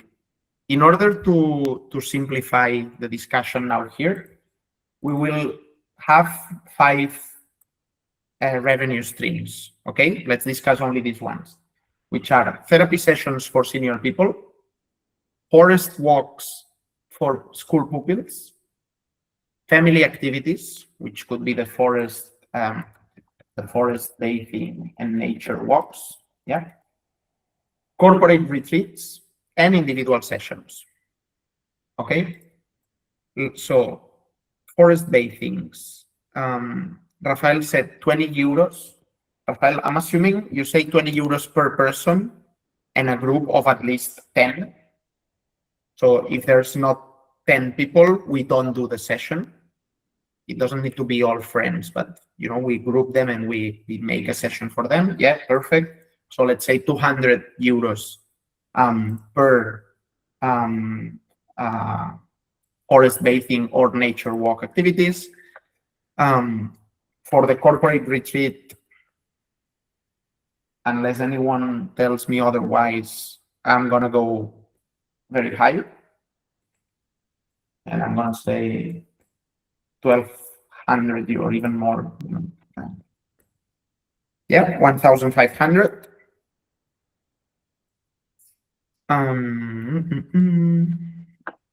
And individual sessions, to be honest, 20 euros. I don't know who said it, but it's very low. And I agree.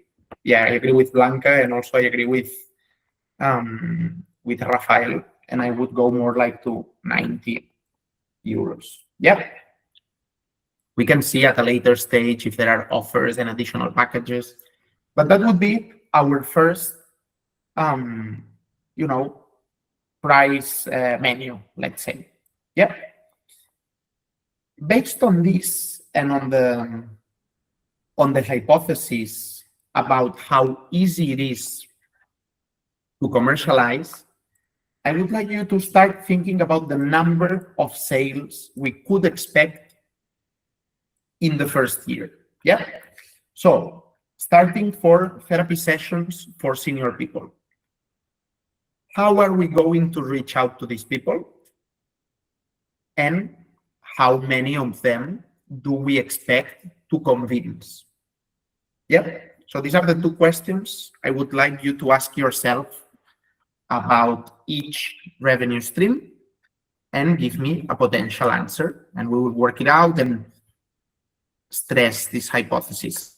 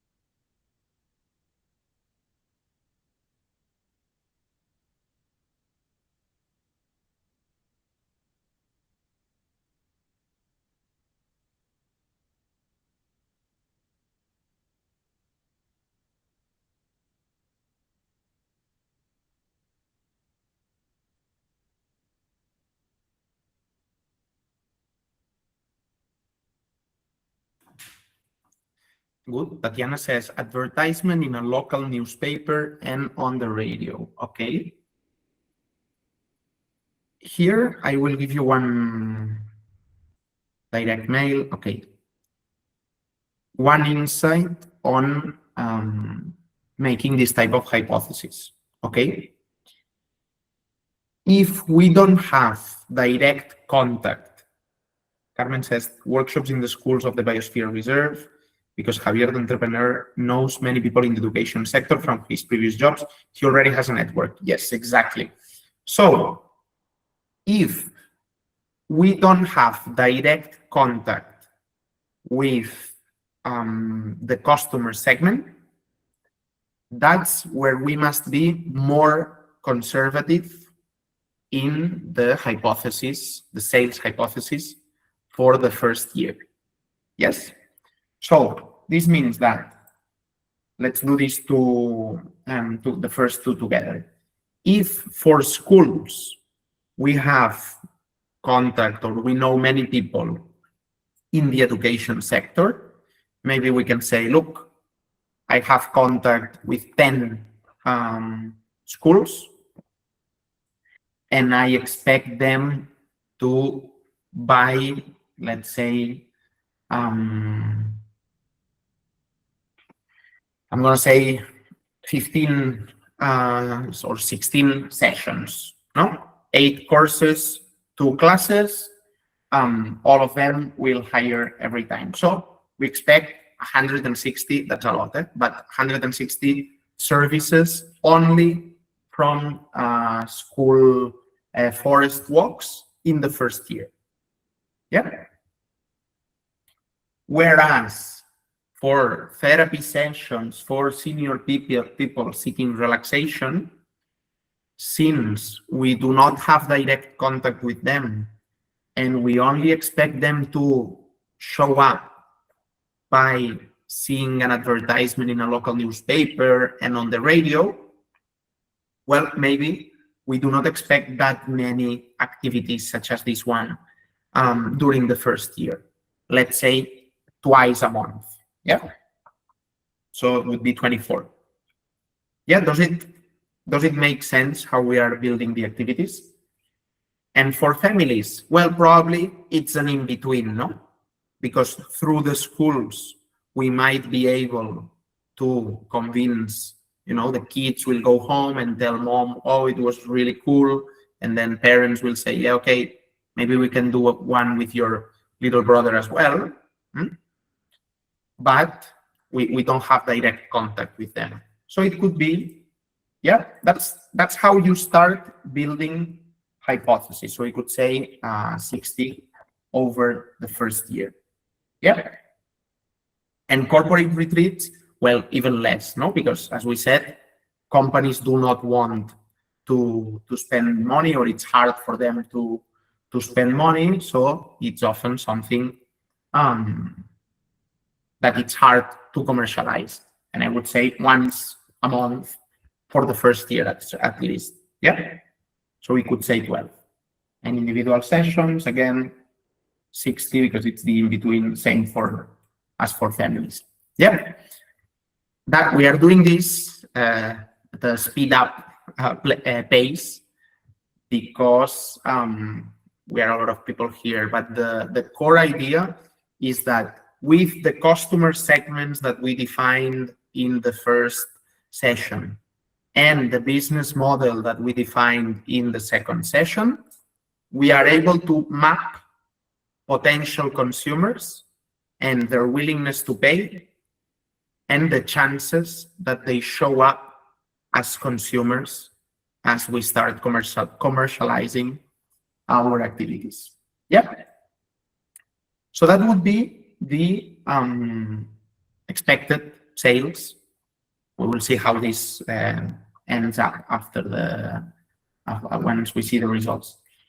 And that this would be the potential revenue from these activities. Okay, this is automatic with the prices that we defined in the beginning and the number of sales that we assumed for the first year. We obtain the total revenue from sales for the first year. Yeah.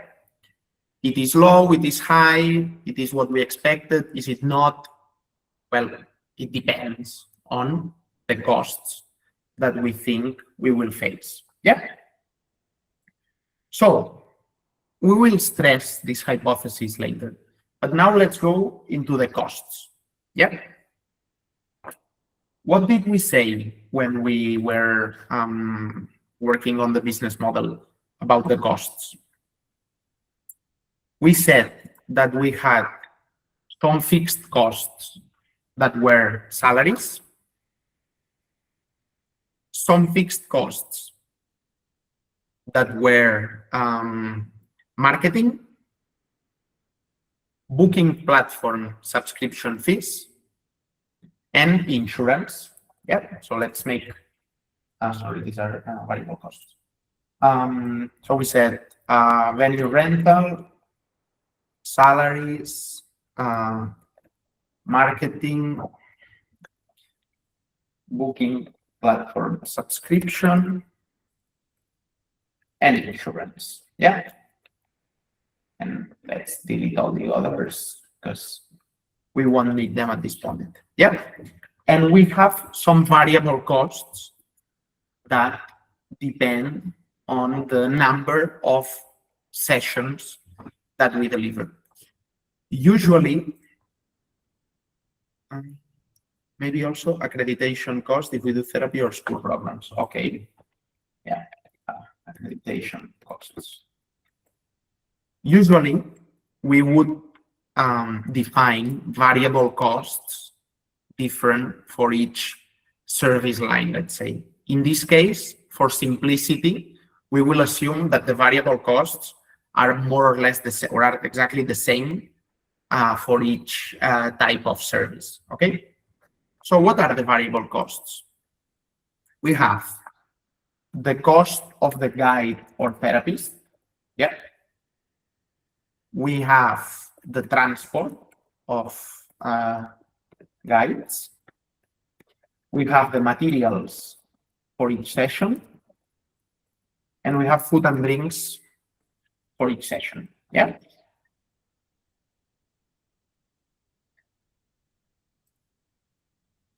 First walk for schools years, 160. Yes, Carmen, that's what we assumed just for as an assumption, but we can stress it later, the assumptions. Catering as variable. Yes, Veronica, perfect.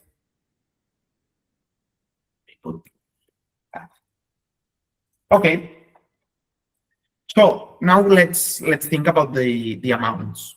Again, let's think for 4 minutes. Think for 4 minutes about the amount of each variable cost.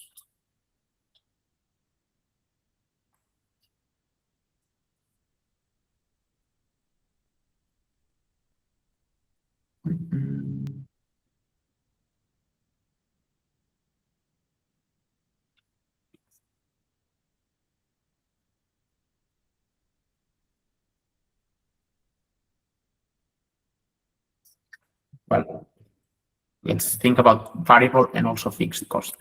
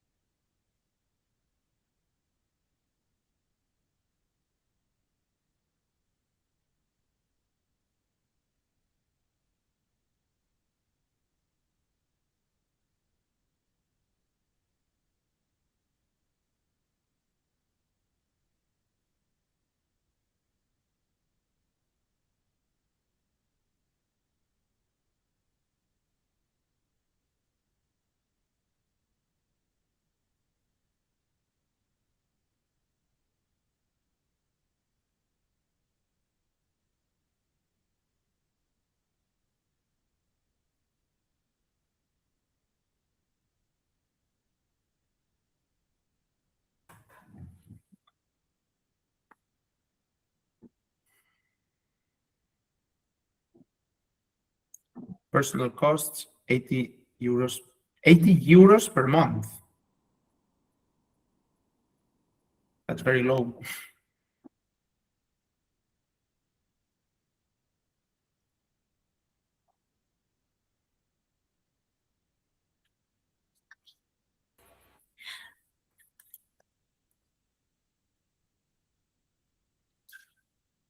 Tell me, Veronica.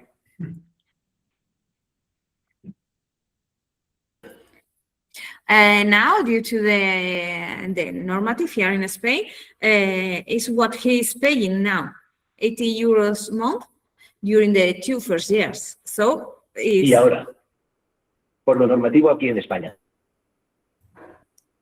Okay. So you mean yeah, paying the tax for being self-employed. Yes, indeed. Yeah, but that's fixed. It's a fixed cost. Let's call it administration, like self-employed tax and others. And let's put 100. Tatiana says, guide or therapist 30, transport 5. Okay, transport 5, materials 10, 30 on event. Event, I'm going to assume it's I don't know, catering 30. Yeah, exactly. Yeah, that's an interesting question. Tatiana says, guide or therapist 30, but Nadia said, guide or therapist 100 euros per session. Yeah. Boom, boom, boom, boom. Yeah.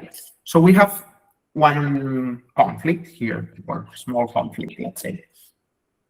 For individual sessions, if we are charging 60 euros to the final consumer, we cannot, or it would be weird to pay 80 or 100, as Nadia said, per session. But maybe that's what we want to do, and we expect to cover this with other services. And we are doing the individual sessions specifically to reach to a customer segment that we are very interested, because it's where more impact is made, and it's part of the core values of the project. That's something we can discuss. Okay, transport, we will make it more.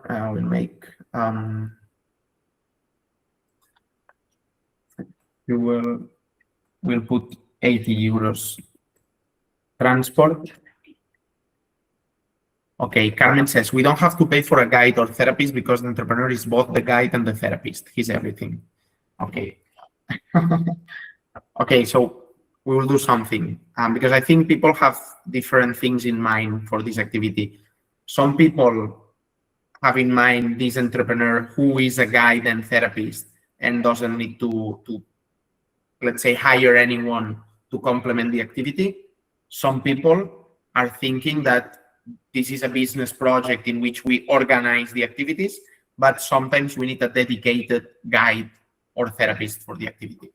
So we will do something which is assuming it's a specific guide, but it's a cheap one to account for, let's say, variability. That in some cases we will need it, and in some cases we won't need it. Okay, so it's a small fee, assuming we will only need then half of the time. That's a cheating way of doing this, but let's do it this way, okay? And let's say the guide. Yeah.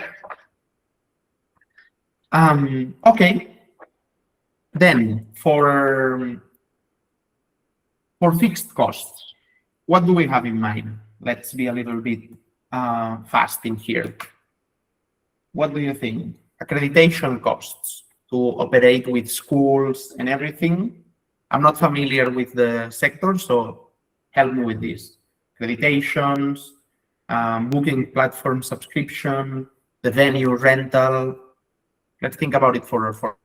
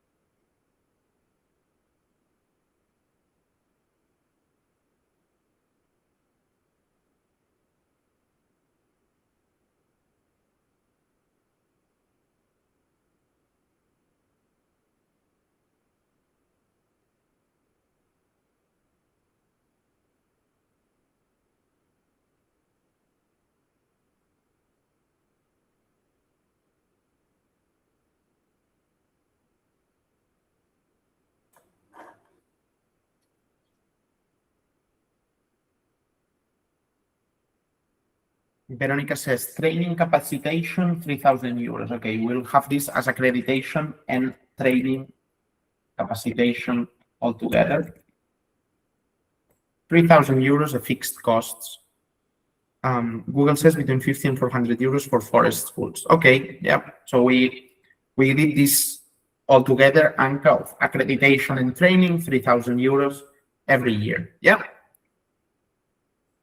Come on, let's make some quick assumptions. Salaries.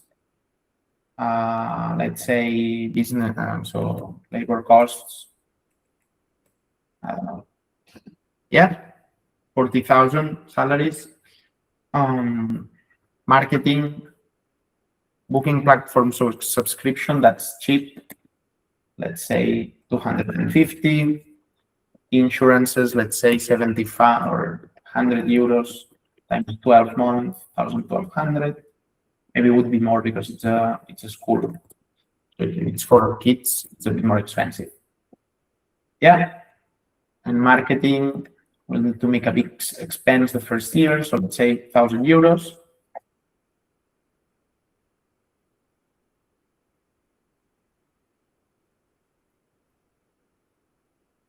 Marketing is 290 each month. Okay. Good.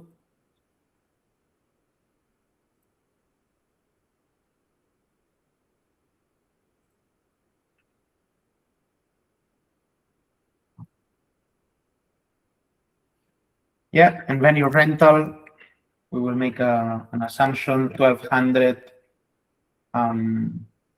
times for fixed cost. Then let's say 300 per month. Perfect. Great. Yeah. Okay. So that's our initial approach. And with this, we obtain the summary on costs. Okay. The total fixed costs would be 53,000, and the total variable costs based on the number of sales we set in the previous file would be 51,000 euros. Yep, that's the first approach. And we obtain, sorry, because, yeah, let's not see the second and third scenario yet. Okay, so we see that as we have it right now, this is not working. Yep, that's not sustainable. That's the first approach we need to do. And now what we can do is we start stretching or, let's say, stress testing the hypothesis and understanding what we need to do to make it profitable. Yeah. So as of now, we have, let's say that the gross margin, yeah, the concept that we discussed today is positive. The cost of sales is lower than the revenue from sales, but we have large fixed costs, large structural costs. So we have to start seeing what can we do to improve the final result of our activity. First thing, well, Carmen said, yeah, there is no rent because we are in a free co-working in the village. Okay, that's an initial approach. That's 3,600 euros gone. We still have 26,000 to go. Yeah, that's it. But that's the way you need to start testing the hypothesis of your model. What else could we say? Can we cut on some of the fixed or, venue rental, 0 euros. Free co-working in the village. Yep. Can we cut any other cost, or should we just improve our commercialization strategy and reach out to different customer segments? Can we reduce the salary of this person? Can we maybe spend less in transport of the guides?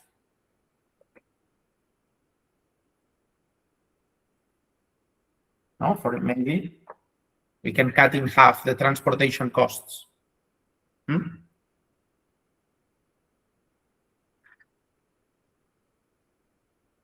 Training. If we hire occasional therapist guy, we don't need to pay so much on training. Okay. So we are back to the accreditation costs that Anka said, yeah, of 400, let's say. Yeah. And we start reducing some of the losses. Well, maybe that's the information we needed to see, okay, maybe we need a subsidy. Maybe it's not possible in the first year to operate profitably on our own, and we need a subsidy. Can we obtain support from the city council because they are very interested in having economic activity in their village? Or can we obtain a subsidy from a regional or national government because they want to support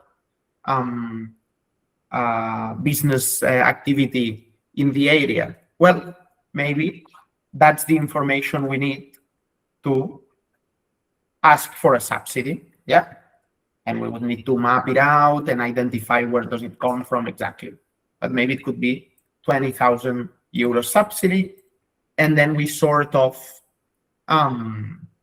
start working profitably. Yeah, Anka said maybe also reduce salaries. We start with a smaller team. Yeah, that's the type of questions that you need to ask yourselves.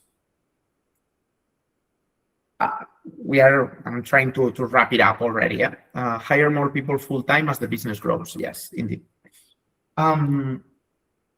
Once we've let's say designed our baseline scenario, it's interesting to start thinking of alternative scenarios that we could face in the first year. Yeah. For instance, what would happen? Let's go to the bad scenario. If we don't manage to get the accreditation to work for schools, well, it means that this one would go to zero, no? And the other ones would stay as they are. And we would see a significant reduction in our, why is this not working properly?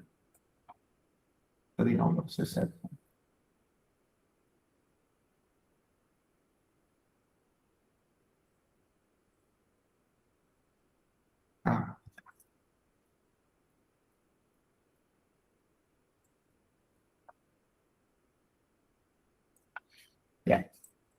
So what would happen if we don't get the accreditation to operate with schools and our sales with schools goes down to zero? Well, it means that we would see a significant reduction in the total revenue of our organizations. But what if on the other side, the schools, we do get the accreditation, and from schools, we manage to also sell a good bunch of family activities, no? Because we have a very good targeted strategy to, obtain visits from families, and this goes up to 120. Well, maybe in that case, we wouldn't need the subsidy, no? That's the type of discussions that you need to have with yourself, with your colleagues in the organization, to stress test the viability of the project. Yeah. Again, these are not magic numbers.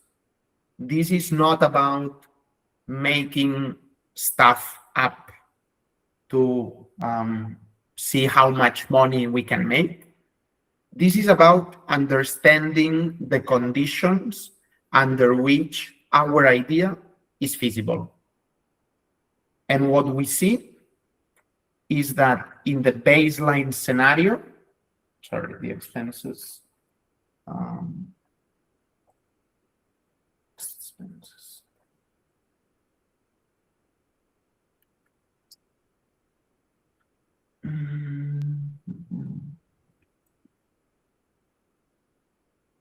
Wait a sec.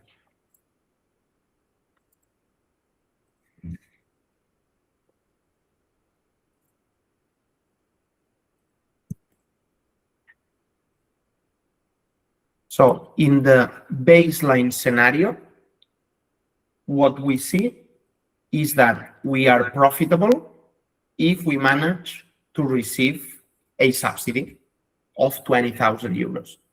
But in the scenario in which we do not receive the accreditation to work with schools, we are not profitable even with this subsidy. Yeah. So we start to see the conditions that we need to make sure that happen before we start operating. Yeah. And that's what is interesting, to draw the specific hypothesis of each scenario and make sure that we are able to accomplish them. Is it reasonable? Ask yourself, is it reasonable that I reach out to 60 families over the first year and convince them for a forest bathing and nature walks? Well, I don't have contacts with them. I'm not very good at marketing. Well, maybe I need to reduce this, no? Or think it otherwise. If the only condition to achieve sustainability is to reach out to these 60 families, then make sure you have a strategy to contact them. Yeah. That's the type of conclusions we get from doing this exercise. Again, please feel free to ask questions and whatever, but the idea is that you are able to work on your own, on your project or on the project you want to analyze, and test this hypothesis. For instance, if you go to a bank, I'm putting an example, or even to a city council, and you want to ask for a loan, they will ask you, okay, if this is your viability plan and that's your expected profit and loss, how do you expect to reach out to these 24 groups of senior people and convince them to hire your services? How do you expect to reach out to these 160 groups of school pupils to come to the Biosphere Reserve for a forest walk? Yeah. So make sure that you challenge the hypothesis. Make sure that you are not making numbers up to see a big number in the profit and loss. Try to understand why you are assuming these numbers and evaluate if on reasonable assumptions, on conservative assumptions, the project is feasible. Yeah. Questions, comments, complaints, ideas?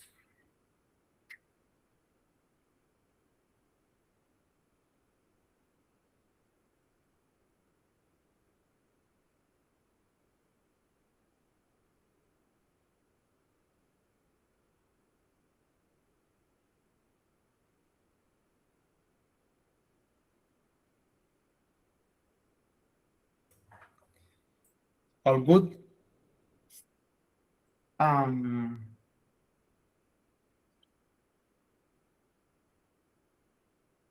Our colleague is very happy of having such amount of information. Yeah, this Excel is very interesting. Good.